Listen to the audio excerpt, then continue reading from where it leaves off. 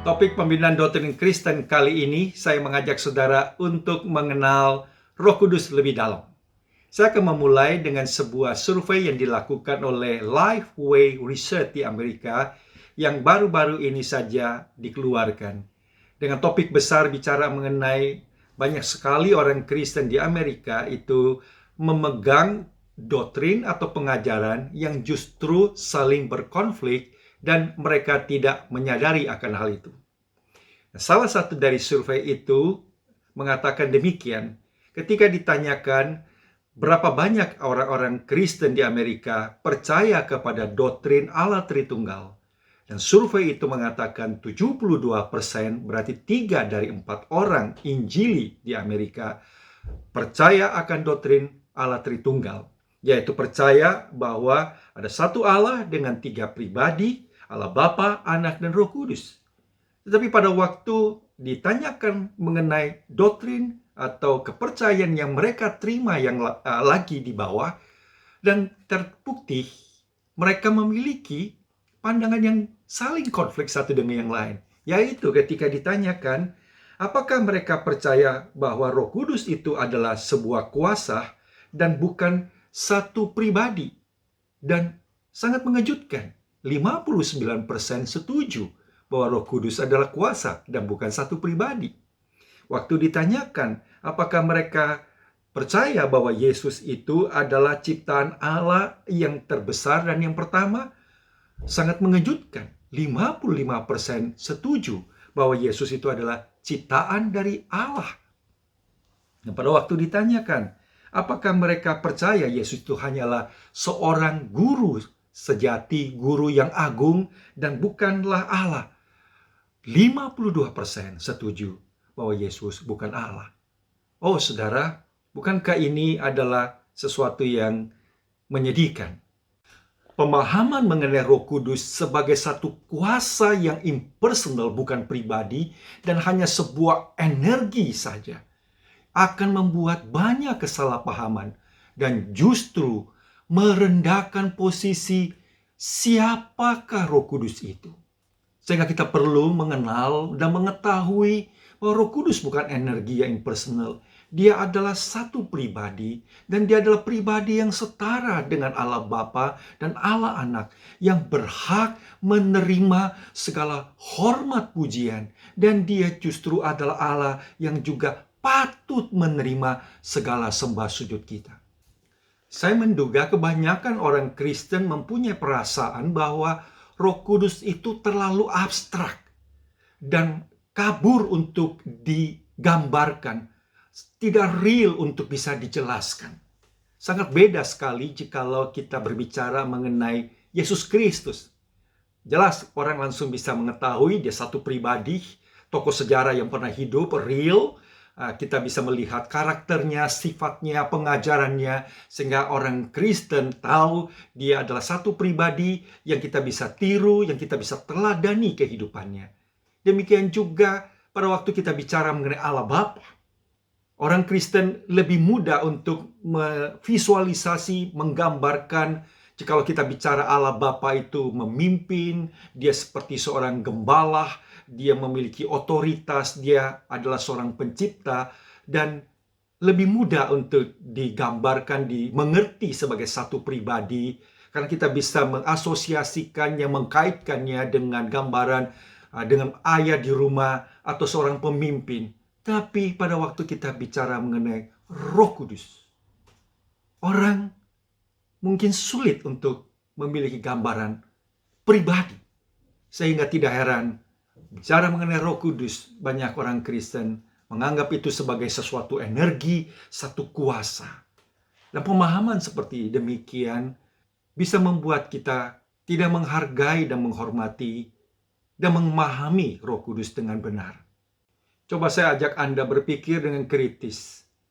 Apakah layak bertindak untuk meniupkan sesuatu dari mulut dan kita berkata terimalah Roh Kudus, atau melakukan sesuatu gerakan lalu mendorong orang dengan berkata ambil dan terimalah Roh Kudus? Cara-cara seperti ini jelas berangkat dari pemahaman Roh Kudus bukan pribadi Allah yang patut kita hormati dan kita sembah. Tetapi kita memperalat dia atau kita menjadikan dia seperti satu kekuatan dan kuasa dan energi. Pentingkah kita mengenal dan percaya Roh Kudus adalah satu pribadi? Penting sekali, saudara sekalian. Karena itulah pengenalan mengenai siapakah Allah yang diwahyukan oleh Alkitab kepada kita. Dan lebih daripada itu, pada waktu kita mengetahui bagaimana Roh Allah itu berdiam, berkarya, dan berelasi di dalam perjalanan hidup kekristenan kita sebagai orang percaya, kita tahu itu adalah pekerjaan dari satu pribadi dan bukanlah satu kuasa yang impersonal. Sehingga pada waktu kita katakan Roh Kudus itu memberikan kuasa kepada kita, kita tahu itu kuasa dari satu pribadi. Dia menyertai kita. Itu bukan kuasa yang impersonal menyertai kita, tapi satu pribadi yang menyertai kita. Itu sebab pada hari ini, mari kita ingin belajar lebih dalam mengenal Roh Kudus sebagai pribadi yang patut kita hormati, cintai, sembah Dia. Dan itu akan memperkaya kehidupan Kristiani kita dan kedalaman spiritual kita. Kita akan mengenal Dia justru lebih intim sebagai satu pribadi ketimbang kita mengenal Dia sebagai satu kuasa. Ada dua ayat yang sangat penting sekali di dalam Alkitab kita, di mana Roh Kudus, Allah Bapa, dan Allah Anak itu disejajarkan. Roh Kudus sepenuhnya adalah Allah. Di dalam formulasi baptisan yang disebutkan oleh Matius, di Matius 28 ayat yang ke-19, di situ Roh Kudus disejajarkan dengan Allah Bapa dan Anak. Demikian firman Tuhan berkata, "Pergilah dan jadikan semua bangsa muridku dan baptislah mereka di dalam nama Bapa, Anak, dan Roh Kudus." Demikian juga kita melihat formulasi kesejajaran ini, tiga nama ini, di dalam doa berkat Rasul Paulus di 2 Korintus 13:13. Kasih karunia Tuhan Yesus Kristus dan kasih Allah dan persekutuan Roh Kudus menyertai kamu sekalian. Dua ayat inilah menjadi ayat yang sangat penting sekali bicara mengenai Allah Tritunggal, di mana Bapa, Anak, dan Roh Kudus sebagai tiga pribadi yang berbeda dan disejajarkan bersama menyatakan kesetaraan mereka. Alkitab juga banyak menyaksikan kepada kita kata kerja yang dipakai berkaitan dengan Roh Kudus jelas memperlihatkan kepada kita Roh Kudus bukanlah kuasa atau satu energi yang bersifat impersonal, tetapi dia adalah satu pribadi. Contoh yang saya bisa berikan kepada saudara, coba kita lihat di dalam 1 Korintus 2 ayat 10 dan ayat yang ke-11. Di situ dikatakan Roh menyelidiki segala sesuatu, Roh mengetahui pikiran Allah. Galatia 4 ayat 6, berserulah Roh itu bersama di dalam hati kita. Roma 8 ayat 16, bersaksi bersama dengan roh kita. Roma 8 ayat 26 dan 27, berdoa syafaat bagi kita. Efesus 4 ayat yang ke-30, bicara mengenai emosi daripada Roh Kudus, yaitu Roh Kudus didukakan oleh dosa kita. Semua penggunaan kata kerja ini jelas adalah kata kerja yang dikaitkan dengan satu pribadi yang memiliki pikiran, memiliki emosi dan kehendak. Jelas sekali kalau dia energi atau kuasa, dia tidak bisa didukakan, dia tidak mengetahui, dia tidak bisa bersaksi karena dia impersonal. Paulus di dalam surat-suratnya menyebut Roh Kudus dengan sebutan Roh Kudus, Roh Allah, dan Roh Kristus. Ada satu ayat yang saya ajak saudara lihat dengan indah sekali di dalam 1 Korintus pasal 2 ayat yang ke-10 dan 11. Di sini Rasul Paulus jelas sekali membedakan pribadi Allah dan pribadi Roh Allah sebagai pribadi yang mengirim dan yang memberikan Roh Allah. Dan Di dalam bagian itu disebut, dalam ayat ini Paulus menyebutkan bahwa Roh Allah itu mengenal sepenuhnya pikiran daripada Allah. Jadi dua pribadi yang dibedakan, tetapi mereka tidak bisa dipisahkan dan 100% saling mengenal dan tidak ada bagian dalam hidup mereka yang tidak saling mengenal. Oh, luar biasa.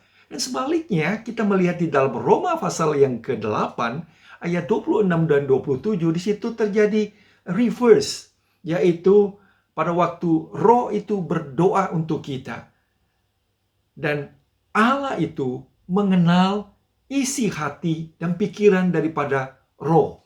Luar biasa kita bisa melihat dua ayat ini, bagaimana relasi antara Roh Allah dan dengan Allah sebagai dua pribadi yang berbeda, tetapi menyatakan kesetaraan dan relasi yang intim dan dalam satu dengan yang lain.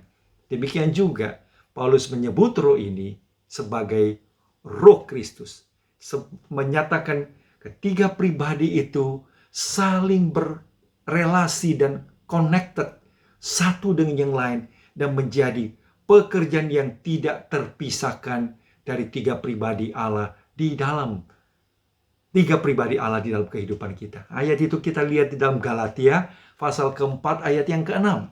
Dan karena kamu adalah anak, maka Allah telah menyuruh Roh anaknya ke dalam hati kita yang berseru, ya Aba, ya Bapa. Di sini Roh Kudus disebutkan sebagai Roh anaknya.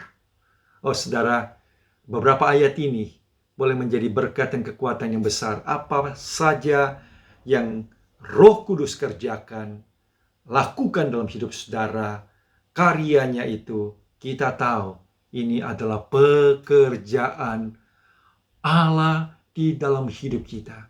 Dan kita memiliki satu relasi dengan Dia secara pribadi. Sehingga itu akan membuat kita memiliki pengertian yang lebih dalam. Kita tidak berpikir dan tidak menganggap bahwa itu adalah sesuatu yang abstrak.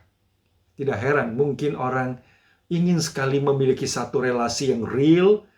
Kalau dengan Yesus Kristus kita bisa merasakan dan mengerti Dia adalah Tuhanku, Juru Selamatku, Dia adalah Mesias, penebusku. Tapi pada waktu kita mengatakan bagaimana Roh Kudus bekerja dan berkarya, dan saya bisa merasakan relasi itu dengan Dia, mungkin dengan kata Roh Kudus saja membuat kita rasa itu abstrak. Tapi pada waktu kita mengetahui Dia satu pribadi, maka setiap kali kita menyaksikan pekerjaan Dia dalam hidup kita, kita bisa memiliki satu relasi dengan Allah yang berpribadi itu. Saudara, pada waktu Alkitab mengatakan ketika kita percaya Yesus, maka Allah itu mengutus Roh-Nya, Roh anaknya itu tinggal di dalam diri kita. Dia adalah pribadi Allah yang patut kita hargai, hormati, dan pada waktu kita berelasi dengan Dia, kita tahu kita sedang berelasi dengan satu pribadi Allah. Bagaimana Dia berkarya, bagaimana Dia bekerja di dalam hidup saudara. Saudara, bagaimana kita mengalami Roh Allah dan bisa bergaul karib dengan Dia di dalam hidup kita. Roh Kudus disebut sebagai roh pewahyuan. Holy Spirit is the spirit of revelation. Dalam 2 Petrus 1 ayat 21, Rasul Petrus berkata, kitab suci ini bukan dihasilkan oleh keinginan manusia, tetapi atas dorongan Roh Allah. Manusia berkata-kata atas nama Allah.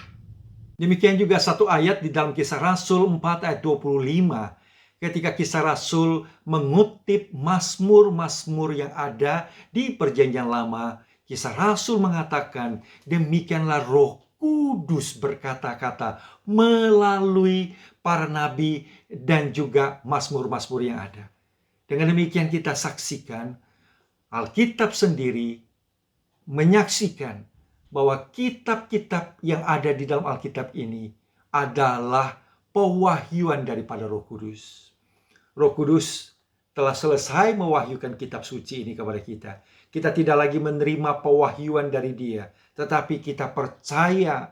Kita waktu membaca Alkitab, kita bukan membaca buku yang mati, tulisan yang kuno, tetapi kita sedang berelasi dan kita pasti akan mendapatkan iluminasi, pencerahan daripada Roh Kudus di dalam kita itu membaca tulisan dari firman-Nya.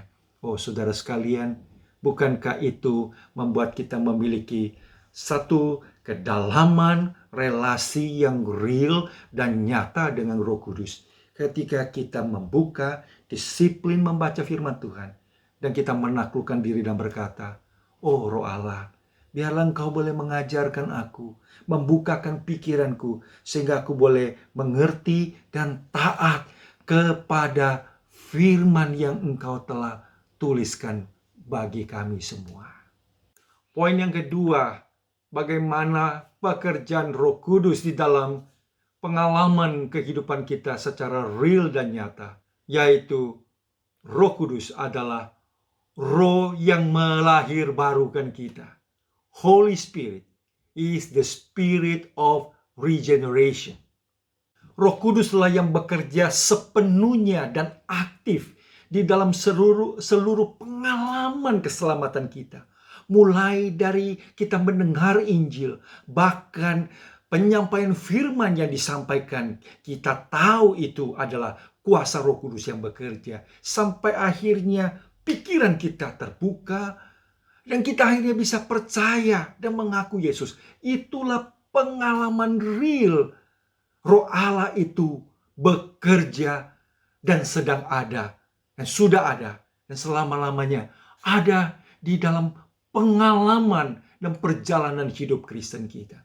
Oh, sungguh saudara sekalian, disitulah kita tahu, kita mengalami Roh Allah itu secara real dalam hidup kita. Yang ketiga yang ingin saya sampaikan hari ini, di dalam pengalaman yang real kita bersama dengan Roh Kudus. Roh Kudus disebut oleh Alkitab sebagai Roh yang menguduskan. Holy Spirit is the spirit of holiness. Ada dua frase Alkitab di dalam Alkitab yang sangat penting yang perlu kita ketahui. Yang pertama, Alkitab bicara mengenai dipenuhi oleh Roh Kudus. Frase yang kedua itu dikatakan walk in the Spirit, berjalan di dalam Roh. Saya ingin singkat menjelaskan sedikit, dan itu adalah pandangan dan posisi saya, khususnya bicara mengenai kata baptisan Roh Kudus. Seringkali orang berpikir baptisan Roh Kudus itu berarti Roh Kuduslah yang membaptis, untuk membedakan dengan tahap pertama kehidupan orang menjadi Kristen yang disebut sebagai baptisan air, yaitu baptisan di mana orang menerima Yesus, lalu kemudian orang itu perlu mengalami pembaharuan dalam kehidupan rohaninya dan dia perlu mendapatkan kuasa dan juga keadaan rohani yang luar biasa, maka perlu tahap yang kedua yang disebut sebagai baptisan Roh Kudus, di mana Roh Kudus membaptis orang itu. Saya lebih baik mengajak saudara melihat, saya mengambil posisi baptisan Roh Kudus itu 7 kali dikatakan dalam Alkitab kita, dan kalau kita melihat penggunaannya, baptisan Roh Kudus berarti Yesus membaptis kita dengan Roh Kudus, dan pengalaman dan peristiwa itu terjadi ketika seseorang menerima Yesus Kristus. Disitulah Yesus memberikan Roh Kudus kepada orang itu. Nah, saya lebih setuju memakai frase yang ada dalam Alkitab kita ketika Rasul Paulus berbicara kepada orang yang sudah percaya, ya, dengan kata present tense continuous, yaitu panggilan untuk biarlah, hendaklah engkau dipenuhi Roh Kudus. Ini adalah frase yang penting. Di sini Paulus bicara mengenai kepada orang-orang yang sudah percaya Yesus Kristus, biar mereka mengalami relasi yang lebih dalam, di mana Roh Allah take control luar biasa dalam hidup orang itu dan memberikan perubahan perilaku karakter, shaping orang itu semakin hari menghasilkan karakter buah Roh Allah dalam hidupnya. Dan itu kata yang dipakai adalah dipenuhi oleh Roh Kudus. Satu frase lagi yang penting di dalam Galatia pasal 5, Paulus mengatakan walk in the Spirit. Dua ini penting menjadi dua kata di mana Roh Kudus menjadi Roh holiness, Roh yang menguduskan kita. Paulus berkata, hendaklah engkau hidup di dalam roh, Galatia pasal ke-5. Atau di dalam terjemahan Inggris, walk in the Spirit. Kata walk dimengerti berjalan di dalam konsep perjanjian lama itu bicara mengenai bagaimanakah jalan hidup orang benar. Berarti bicara mengenai kehidupan dia, totalitas hidupnya. Dalam Galatia pasal ke-5, Paulus bicara mengenai perubahan perilaku, sikap, attitude, dan karakter seseorang, di mana menanggalkan dan meninggalkan segala perilaku dan sikap hidup, etika, dan kelakuan yang sama sekali tidak mencerminkan mereka sebagai orang yang sudah ditebus oleh Tuhan. Dalam Galatia 5:18 Paulus berkata, berilah dirimu dipimpin oleh Roh Allah, di mana semua perbuatan kedanggingan yang nyata itu, percabulan, kecemaran, hawa nafsu, penyembahan berhala, perseteruhan, perselisihan, iri hati, amarah, kepentingan, pemecah belah, kedengkian, kemabukan itu tidak akan boleh ada lagi di dalam hidup seseorang yang dipimpin oleh Roh Allah. Sebaliknya, yang terjadi dari pimpinan Roh Allah menghasilkan buah-buah Roh Kudus di dalam hidup kita. Kasih, sukacita, damai sejahtera, pengontrolan diri. Saudara yang saya kasih dalam Tuhan Yesus Kristus, Paulus juga berkata di dalam Efesus, jangan ada kemabukan, tetapi hendaklah dirimu itu dipenuhi dengan Roh Kudus. Dan dia berbicara mengenai karakter yang terbentuk dan keindahan, kedalaman, sukacita ibadah seseorang. Itulah artinya bagaimana pengalaman yang real, kita mengalami relasi yang intim dengan Roh Allah yang memimpin dan yang mengontrol kehidupan engkau dan saya. Terjadilah satu pembentukan karakter, etika, attitude hidup Kristiani kita yang semakin serupa dengan Yesus Kristus. Satu pembentukan yang begitu indah yang dilakukan secara menyeluruh dan menjadikan engkau seseorang anak Tuhan yang betul-betul luar biasa, agung karakternya, menjadikan kita menikmati relasi dan penyembahan yang real, total bersama dengan Tuhan. Setiap tutur kata kita penuh dengan pujian, syukur, anugerah Allah di dalam hidup kita. Itulah keindahan dan menjadi nyata dan bukti seseorang mengalami relasi yang real dengan Roh Kudus sebagai roh yang menguduskan hidup orang itu. Biar dengan pemahaman dan pengertian ini, kita bisa menyaksikan indahnya Roh Kudus itu nyata dalam hidup kita. Mungkin bicara mengenai karunia Roh Kudus yang menyebabkan orang sangat rindu sekali atau merasa melihat pekerjaan Roh Kudus itu lebih sensasional. Cuma seringkali kita jatuh dan terjebak memahami, mendapatkan karunia Roh Allah. Akhirnya lebih senang mengejar sesuatu yang mungkin bisa didisplay dengan wah kepada orang lain, yaitu karunia yang bersifat supranatural. Pada waktu kita membaca daftar dari karunia yang diberikan di dalam Alkitab kita, Alkitab bicara mengenai karunia Allah yang juga bersifat natural dalam arti kata yang biasa, memimpin, memberikan sesuatu kepada orang lain. Dan biarlah apa yang kita bicarakan hari ini menjadi berkat bagi engkau dan saya. Mengenal Dia lebih dalam dan memahami Roh Kudus, pribadi Allah yang suci itu, pribadi Allah yang menguduskan engkau dan saya. Pribadi Allah yang mewahyukan firman.